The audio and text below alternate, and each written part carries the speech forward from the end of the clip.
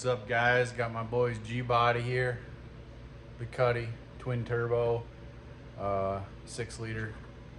We're gonna upgrade the rear end on this thing. It's got a 9-inch in it with it's just a factory housing 9-inch. It's got like a 315 gear in it, single adjustable coilovers, a cheap anti-roll bar,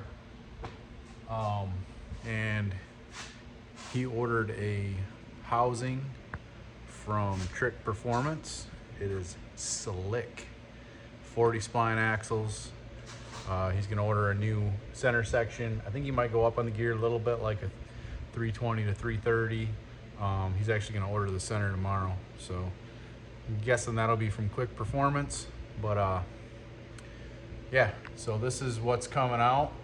And then I'm also going to hold on, I'm going to be putting a chute on it. And this is the ARB that came from Trick Performance. Strange rear drag brakes, 2-wheeler upper and lower arms here, new Mosier axles. This is a housing from Trick Performance, and it is Trick chassis, sorry. Trick chassis housing. So anyway, he dropped this off today. He's gonna come over tomorrow, and we're gonna drop this old housing out, put the new one up in there, and see how everything fits with anti-roll bar. And he's gonna order double adjustable shocks, but we wanted to get the housing up in there and see exactly what we wanted to make work on this car. I think he's gonna go with the Viking double adjustables.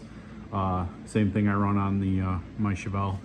But so I think this bar right here might end up staying, that this ARB is mounted to. We'll just cut it off here, and then I'm probably gonna drill a hole here to run the mount for the parachute through the back bumper. And this thing is mini tubbed, so as you can see, this frame rail is cut right down to nothing. I actually might cut this bar out and actually plate the side of the frame here too, because I don't like it. But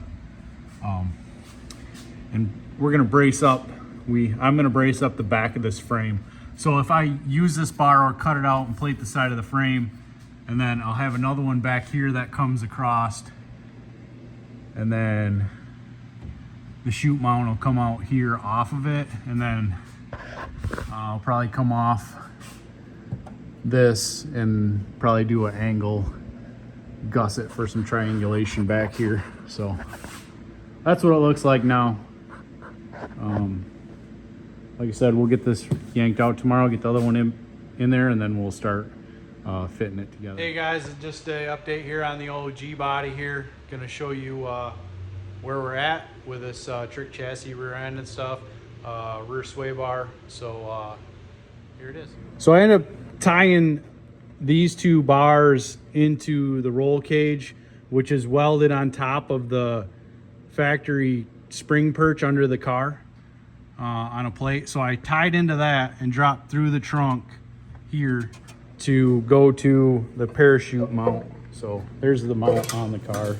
I put a little plate on here just to kind of cover up the hole saw hole in the factory bumper here. But yeah, there's the mount. It's kind of high, but we did that so it'd clear the plate. All right, under the car, we got the Trick chassis housing, 4 9-inch housing, bolted in. New Viking double adjustable shocks. New upper shock bar, I guess, to mount the uppers. I tied it into the factory buckets up here for the factory coil springs. Welded a gusset in here to that bar. 1/8-inch plate on the side of the frame on both sides. With that roll bar tubing across. So there's that. I ended up gusseting these corners of the frames. These G-bodies are known for rusting out here, so I made a couple plates, 1/8-inch steel there, welded them over the frame, both sides. And then this is the parachute mount here. Also plated the frame, 1/8-inch plate, 1 3/4, 120. Roll bar tubing, and then this is where it comes through from the main cage and ties into the parachute mount here. As you can see, gusseted with 1 inch. Feel a lot better about that. The back of this car was pretty rough, and I didn't want him to pull the chute and have the bumper laying on the ground. I did add a gusset up here for that upper control arm mount, as you can see right here. I don't know if it'll really help or not. This upper bolt was loose before and actually wore like a 1/4 inch slot in that hole on the frame. So I don't know if you can see it, but I machined 1018 steel washer and welded it in up there. So that's not sloppy. Got the sway bar mounted. We haven't set anything because we're waiting on a new 3rd member. 40 spline axles are here, and strange brakes are here. We're just waiting on that 3rd member from Quick Performance, which should be here next week. So yeah, pretty sweet setup. Hopefully this G-body launches a lot better this year and gets down the track a lot better. It's always been a struggle on this car. So it had factory lowers and uppers. Actually it had aftermarket uppers, but factory lowers, factory bushings all worn out, all that. Like I said, this upper bolt was loose, that was slopping around. So hopefully double adjustables will help out. He had single adjustables before, but I also think the spring rates were way too high on that shock that was on here. So anyway, just some upgrades for the old G-body here. It's looking pretty good. All right guys, this is the last video of the G-body here. Pretty much wrapped up. We need 1 fitting to bleed the brakes, and got to set that anti-roll bar once we get the rear wheels on it sitting on the ground. But I'll show you everything now that it's all together. It looks pretty slick. There we are, strange brakes, trick chassis 9-inch housing, Viking double adjustables, rear anti-roll bar.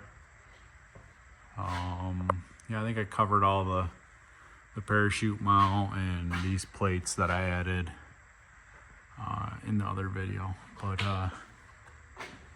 that's it. We got to set the rear suspension up still, obviously. Drive shaft's in it. Like I said, we just gotta run the brake lines, bleed the brakes, probably put a hose on this vent here, run it up to that upper tube, and it's all done.